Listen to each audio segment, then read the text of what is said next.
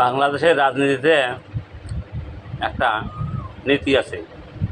কী নীতি? কেউ কারো ধার রাখে না, পরিশোধ করে। কেউ কারো ঋণ রাখতে চায় না, পরিশোধ করে দেয়। সেটা 2 দিন আগে আর পরে। এখন এনসিপি আর বিএনপি, এখন এনসিপির যে অবদান বিএনপির কাছে পায়, সেটা এখন আস্তে আস্তে কেবল শোধ করা শুরু হয়েছে।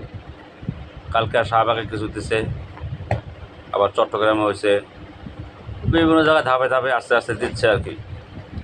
কারণ এটা শুধু বিএনপি বা শিবির, আওয়ামী লীগ এর মধ্যে নয়, যে কোনো দলের মধ্যেই বাংলাদেশের রাজনীতিতে কেউ কারো ঋণ রাখতে চায় না। এরা 2 দিন আগে আর পরে পরিশোধ করে দেয়। এই সাইড দিয়ে খুব ভালো, কিন্তু জাতীয় পার্টির লোকরা আয়োজক কারো ঋণ শোধ করতে পারলো না। ঠিক কন? ধন্যবাদ।